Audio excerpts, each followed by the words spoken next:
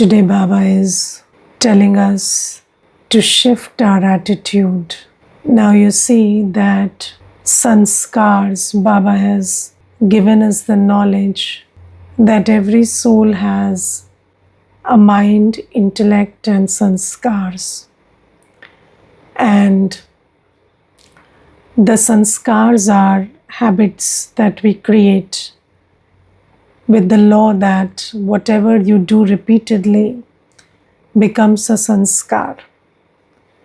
Now we have habits of thoughts, habits of feelings, habits of attitudes, and habits of actions. So today we will focus on the habits of attitudes. And Baba says that our attitude towards the body, towards the bodily relations, that is also a habit. And as is our attitude, so do our qualities emerge. Yes, so Baba says that habits, they are the key to qualities. So whatever virtues or vices emerge, they are because of these habits. So Baba today talks about our attitude towards Lokik family. So when we are living in a Lokik family, then our attitude is these are mine. And Baba says whenever there is this thought that this one is mine, then it becomes a relationship of karmic bondage. Yes, so of course we have karmic settlements and we have a karmic debit. But when we say something is mine, then all those karmic bondages start emerging. So I'll tell you one thing, that there are many people in the world who believe, and in the BK family also, there are many who believe that we have karmic bondages with other souls. Yes, but that is not true. So we don't have a karmic bondage with somebody. So every soul, according to the karma the soul does, the soul has a karmic credit or debit. Yes, so I have an individual karmic bondage, and I am in bondage because I have been in Ravan Rajya for 63 births and been vicious and done vikarma under the influence of lust, anger, ego, attachment, greed. So I have a karmic debit, an account of debit. Now, according to that account, there are unfavorable situations. There are people who are very different from me. There are situations which are unfavorable, and there are health issues. So these are the things that are there. But so there's a question. So if I hurt someone, won't I incur any bondage towards that particular soul? No, not towards that particular soul. You will have a karmic debit. So you will be in karmic debt, not towards that soul. Yes, so whenever we act in a vicious way, we act selfishly or under the influence of ego, you are bitter or rude or bad behaved, you give sorrow, take sorrow, or you enter into lust. So you may do it with anybody in any context, but it is your karmic account. It has got nothing to do with the other. And when we create a karmic account, then what happens is so you see, in Kali Yuga, there are many circumstances which are unfavorable. There are many souls who have very different sanskars from us, and there are health issues. But Baba says that those karmic accounts, they manifest themselves only where I have I and mine consciousness. Yes, so the more vicious I am, the more I will have I and mine consciousness. So, because of this, this I and mine, those karmic accounts start manifesting. Yes, so let's say, if I have a karmic account with someone, suppose let's go with that theory. If I have a karmic account with someone, then how can I absolve myself of it, in yoga with Baba? I cannot absolve myself of it in yoga with Baba. Because if I have it with somebody, then I have to, settle it with that person. But since we can settle it individually, that means it is an individual affair. It is not like, that person is involved in my karmic account. No, that person is just a manifestation of that karmic account. And that is why, because it is my karmic account, I can get rid of it if I follow Srimad. Yes, so you see, in the world, people think that you need two people to settle a karmic account.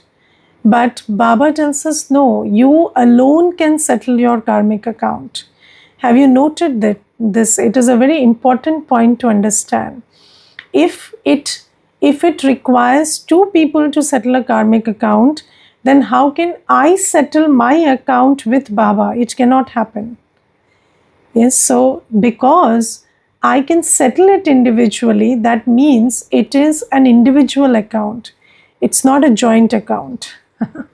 And the other soul is just a reflection of that account, because I have I and mine consciousness there. That is why, I feel that I'm getting pain from this soul, or I'm feeling, a certain way with this soul. But no, it's because of that I and mine consciousness. So, this is why Baba says that first you have to imbibe the knowledge that how do I settle my karmic bondages. So, what you do is you just shift your attitude. And an attitude is a product of awareness. So, you cannot shift your attitude without shifting your awareness or your consciousness. And Baba says, you have received the awareness that this is your Marjiva birth, which means this is your birth in which you have died alive. Yes, so do you understand that when you change into a Brahmin, when Baba adopts us, then although, I'm in the same body, this is a new birth. And have you imbibed this knowledge? Have you imbibed this understanding that this is my new birth?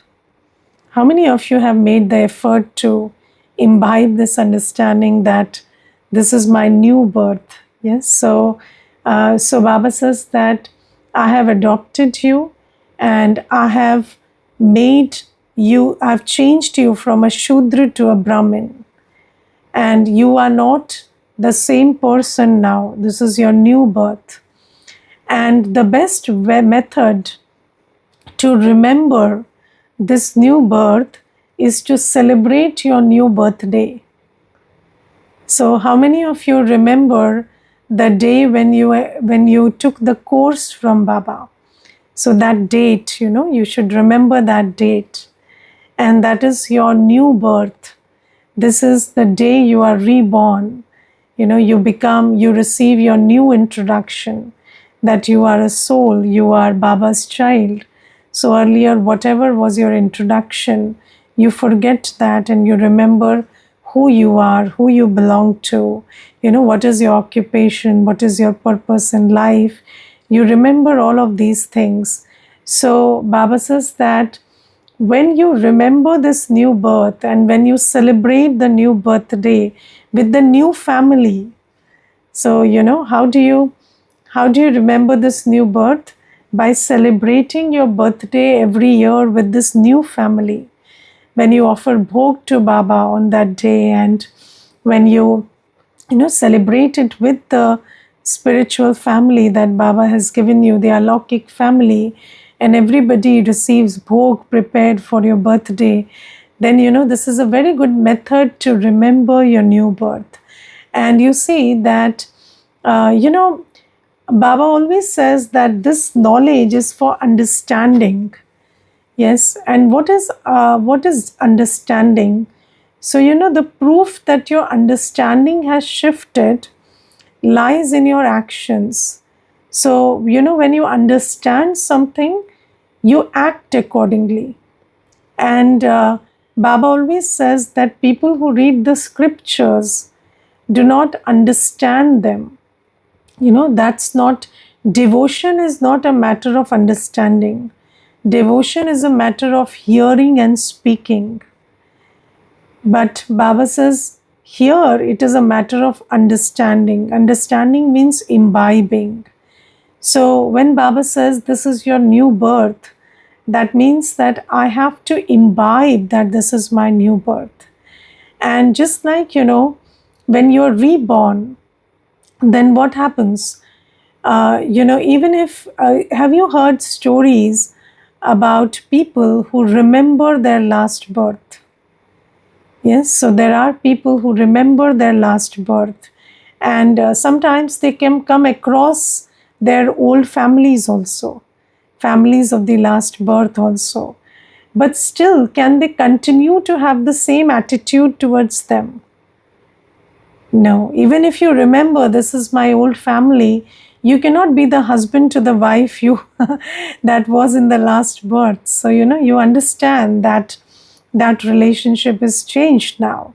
So Baba says that when you imbibe this knowledge that this is my second birth, and do you know that in bhakti also, when somebody is a Brahmin, and when a child is born in a family of Brahmins, then until the child receives his janeu, so there's a ceremony in which the thread is given to the child, and before that janeu ceremony, that child is a different person, and when that thread is given, then the child is, that it is supposed to be his new birth, and he's supposed to think, talk like a Brahmin, behave like a Brahmin, follow all the disciplines. So that is also called Dvij. Dvij means second birth. So Baba says that is a memoir of what Baba is teaching us right now. And Baba says, this is my new birth. And in this new birth, I must understand that all the relationships that I had earlier, I thought they are my relationships. But now I have to understand that these are not mine. Mine is one Shiv Baba. And every other relationship is a relationship of service. So when you understand that now I am a soul and all my relationships are with Baba, and with everyone else I have an indirect relationship of a server and a served. So they are to be served and you are to serve them spiritually. That's the relationship. So Baba says, when you change your attitude in that manner, then you will not be troubled by the variety sanskars, because you don't have the expectation that they should be like you. Yes, and have you heard this term bigotry? Bigotry means you dislike somebody because they are different from you. Yes, and this is something that we do because we have ego that I am better than the other. So the other should be like me. So this word should be is a problem. So when you think that somebody should be like me, then you hate them or you dislike them for being different from you. Yes, and then when you have attachment, so when you have I consciousness, then also you dislike people who are different from you. And then when you have mind consciousness, then you dislike somebody who is not like you because you think that somebody who is mine should be like me. So Baba says that when you understand that I am a child of Shiv Baba, and my likes and preferences are what Baba likes and prefers. I don't have my likes and my preferences. And Baba loves every child of his. Baba doesn't mind the sanskars. And then nobody is mine. They are not supposed to be like me. Everybody is a soul and everybody is different. And they are who they are and they are entitled to be who they are. Then you stop being troubled by others' sanskars, even your Lokik family. You can accept, the children, the spouse, the parents as they are, brothers, sisters as they are. And Baba says this is a very good method to settle your karmic bondage by shifting your attitude and knowing that these are relationships of service. And have you ever seen a doctor hating or disliking their patient or expecting a patient to be a certain way? No. They know that the patient can be any way, and I am the doctor and I have to serve the patient in the condition they are. And this is the attitude of service. So, you don't judge the one who is here to get treated from you. So, you don't. So, when Baba says service, then always remember, because, we only remember the best form of services by doctors. So, when you have that attitude that I'm also here to serve, and every soul is depleted and weak, and I'm here to strengthen them, I'm not here to judge them, then you don't, their sanskars stop troubling you. And then you don't even have feelings of, disgust for souls who are sinners or, who are doing what you wouldn't do. So even if somebody is hurting somebody or being a sinner, you don't have any judgment towards them. I will give you an example of how profound the application of this attitude changes. There's one sister, and she's a psychotherapist. So, she counsels people, and then she came into Gyan, and then she shared with me that she said, "My father, I don't have a very good relationship with my father, and around my father, I'm always very anxious because my father is a very anxious person, and he's always, hurrying us. So ever since we were children, so he wouldn't let us eat in peace or, walk in peace. He's always in a hurry, hurry up, hurry up, hurry up." And because of that, whenever, even today, she said that now I'm 40 years of age. But even today, when I don't live with my father anymore. But even today, when I'm an adult and I'm earning my own income, and, I'm fending for myself, and I have a life of my own, an identity of my own, and I'm a psychotherapist by profession. Still, when I visit my father, before the visit also I get anxiety. And then when I am in the house with him, then I am always hurrying, because I can hear him say, even when he's not saying hurry up, I can, in my mind keeps saying hurry up, hurry up. So that way I'm always anxious around him. And then she said that I probably also, I have feelings of dislike for him because of that, because in and around him I'm not comfortable.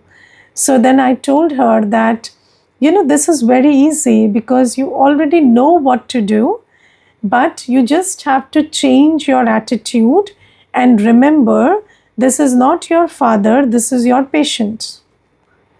Yes, so then she said, oh, is it that simple? If it was that simple, I would have done it many years ago. So I said, you just try, you just remember whenever you see your father or think about your father, imagine that you're sitting on the seat that you sit in the clinic, and then he's sitting across you like a patient.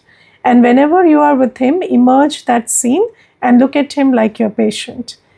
And then, after some days, she told me, Didi, everything has shifted because now I have compassion. Now I understand what he is going through because I'm not going through anything now. So I have the capacity to heal him. I don't see what he is doing, I see what he's going through. And I have compassion, I have good wishes. I've even prescribed some medication for him. Just like, of course, I'm not eligible to prescribe medication. So I consulted the doctor and prescribed medication. And she said that for the first time in life, my father also accepted to have those medicines, because usually, because he is that dominating nature, he would say, what do you know about medicines, and don't think you are a big doctor now, and I'm not going to take your medicines. But because I changed my attitude, probably, I don't know, but he also accepted to take those medicines, and now he is getting better and I'm totally healed. So just think about how much, this shift in attitude can help. But first thing is, you have to instill in yourself that I am a Brahmin now. Yes, my old birth, my old habits. Even if you want to die alive from your old habits, this is a very good method. Always remember, I'm not the same person. This is my new birth. And in this new birth, Baba's sanskars are my sanskars. Baba has this relationship of a benefactor with everybody, and so do I. And Baba says, this one shift in attitude will change you from somebody who takes hurt to somebody who brings benefit. And this works 100%. And you must, apply this, because Baba is giving us such gems. So just apply this in your day-to-day life. And Baba says that this gyan is for understanding and imbibing. So just check how much of it are you imbibing. Yes, yesterday I saw there is a Brahmin and listening to Murli every day. And then they were talking to somebody and there were no boundaries. You don't know how much to talk, or where to put a full stop, or what is worth saying and what is not worth saying. So, I saw that scene, and then that person was talking to me, and then they said, I'm working on the inner self. So I said, but I don't think you are succeeding a lot. Because if you are not able to have boundaries in words, how can I think that, you are having boundaries in your feelings and thoughts? Yes, if you can't stop being rude to somebody, then how can you stop thinking, in a judgmental way about somebody? So, actions reflect. So, there is a very good saying, what you believe manifests itself in how you behave. And if our behavior is not reflecting that, then how can we say that, our beliefs are changing or I am changing?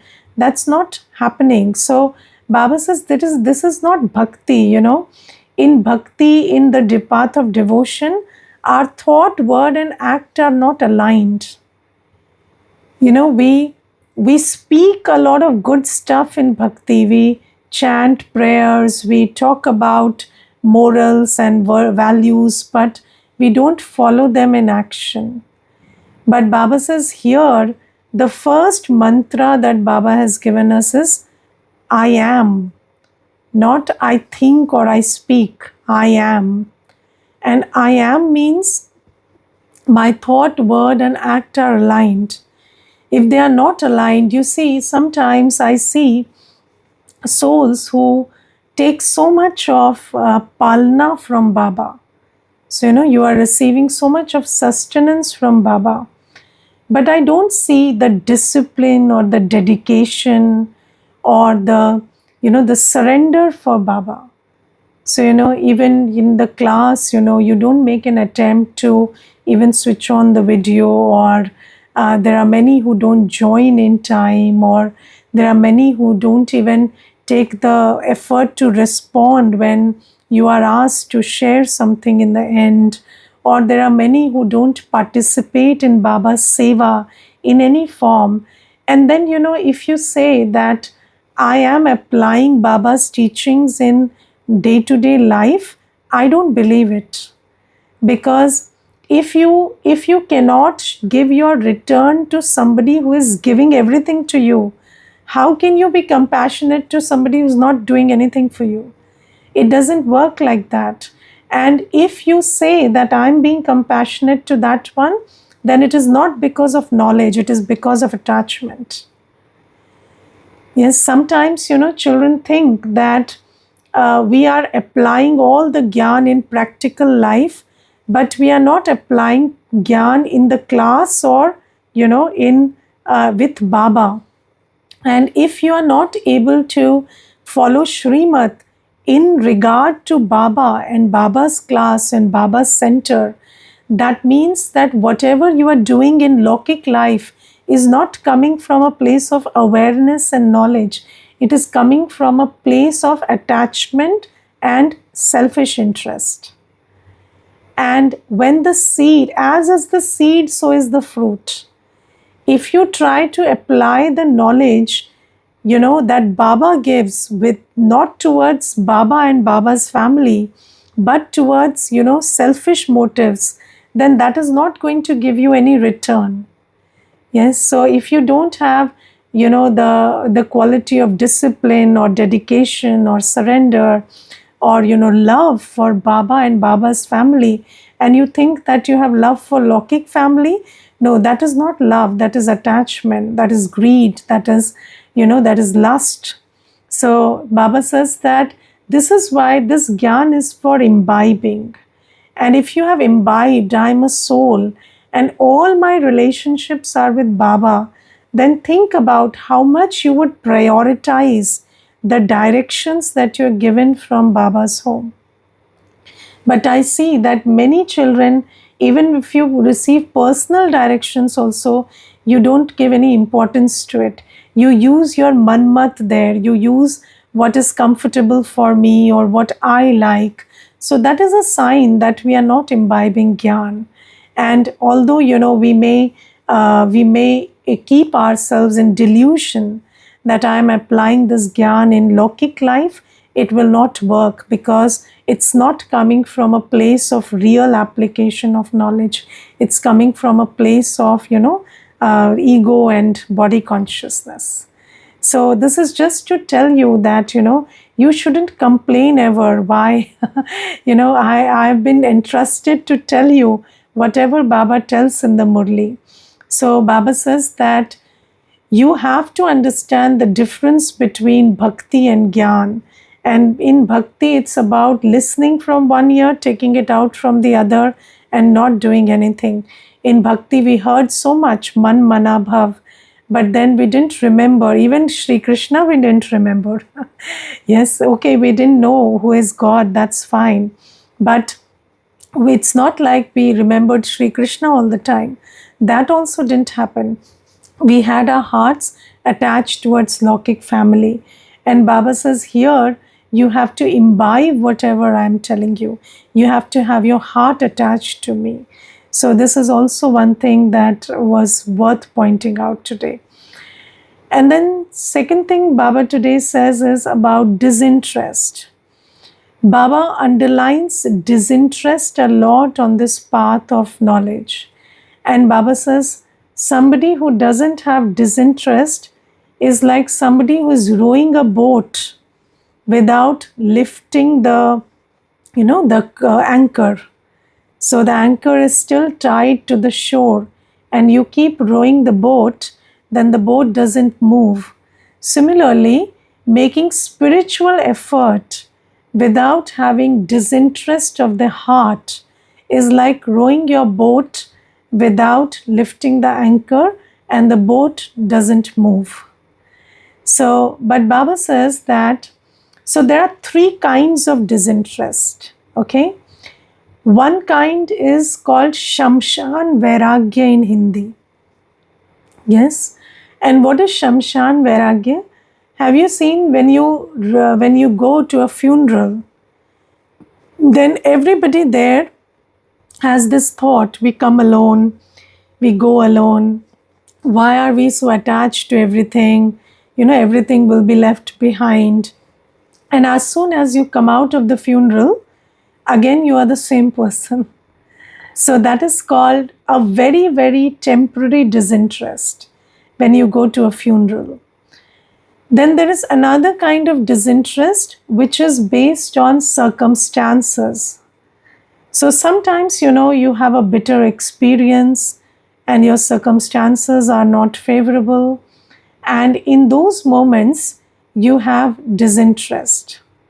Yes, but that disinterest is very temporary, because as soon as the circumstances change, that disinterest also changes to attachment. I will tell you one story, one example, real life example.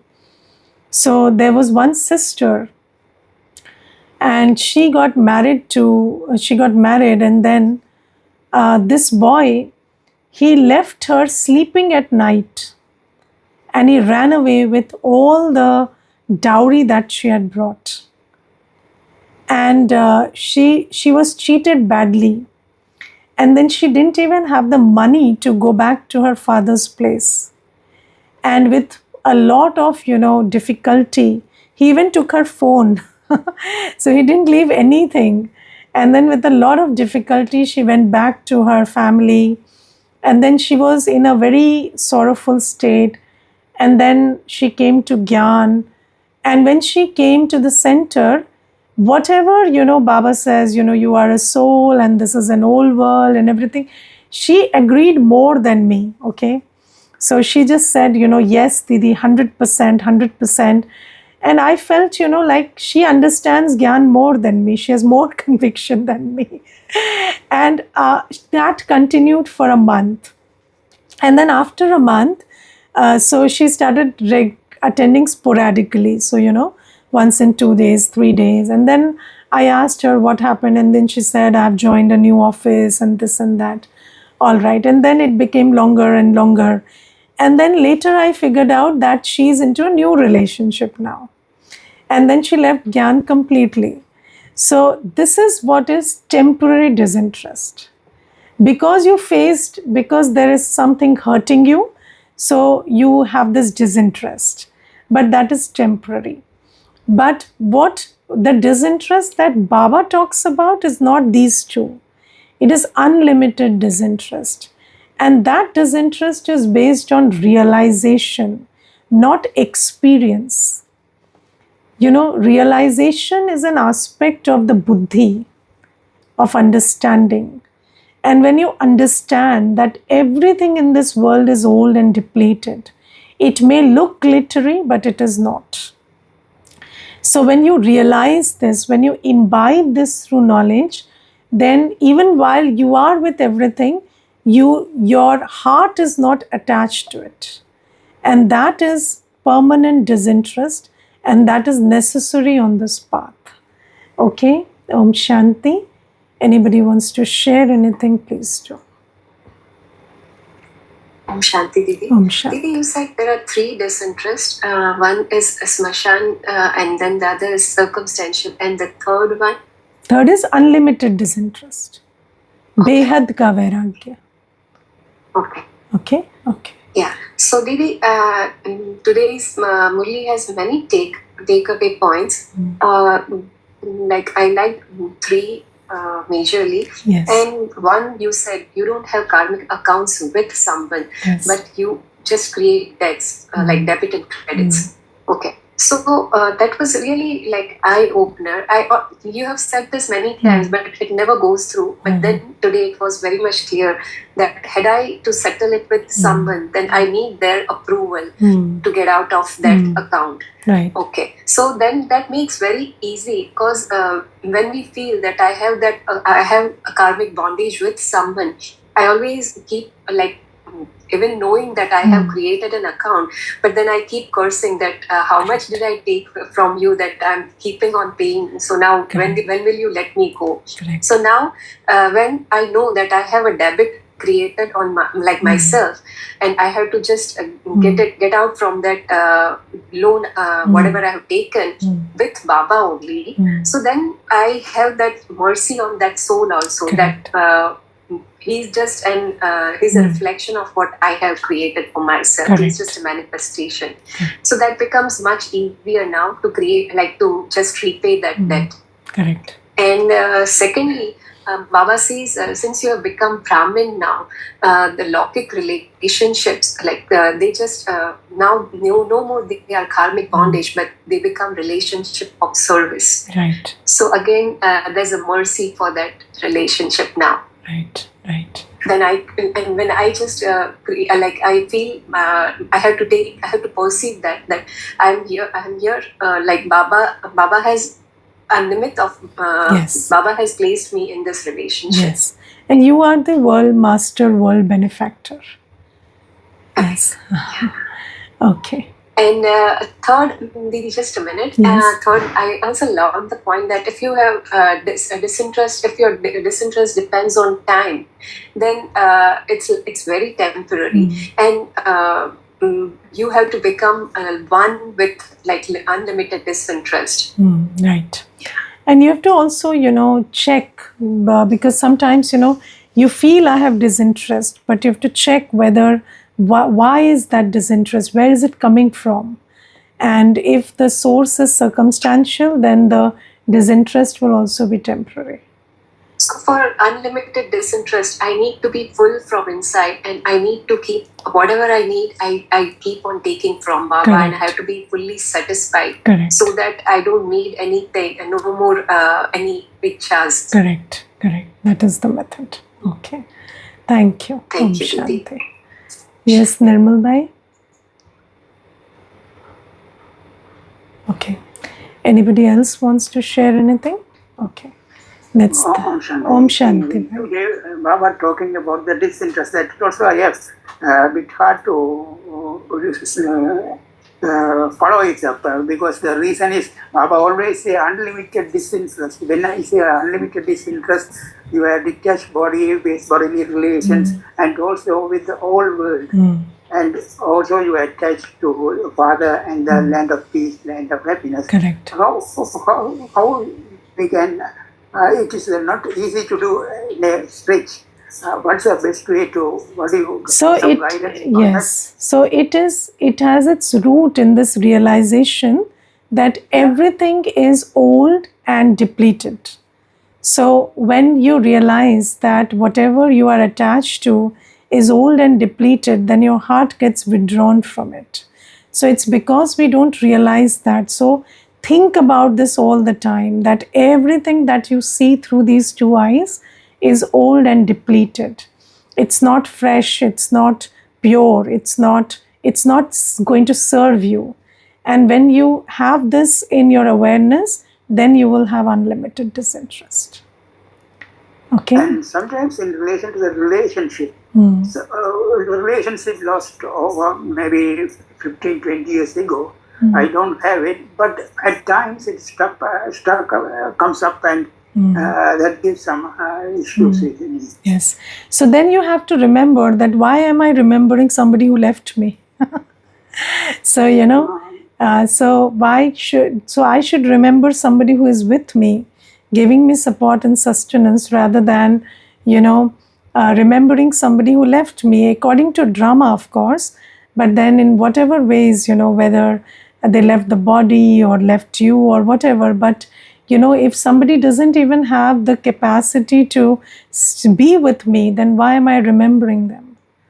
Okay. Yeah, they already left the body. Therefore, Yes. I don't need to keep it. But Yes. at times it comes up. So then, The other one- when it comes, you have to again talk to yourself and get over it.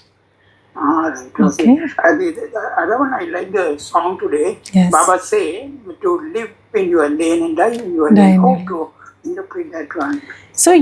So Baba says that here, until we leave the body, we will be with Baba. So we cannot sing this song for anybody else because we don't know whether we Yeah. will be with them until we leave the body. But with Baba, we know that Baba will take us back. So we will live in Baba's lane and die in Baba's lane.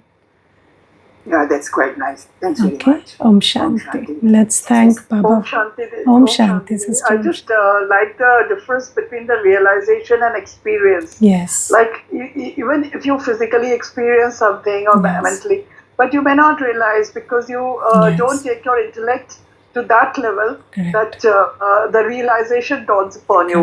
Correct. But realization can be there even without an experience. Correct. In your at the level of your intellect. Correct. So this point I really liked and was pondering on it. Yes. And sometimes many people say that young sisters in Baba's service, how they have not experienced anything. So how can they give gyan? But experience and realization are two different things. If you have a functional intellect, you can realize everything without getting burnt by it. Yes, so that is also there. Okay. Thank you. Thank you. Thanks. Om Shanti.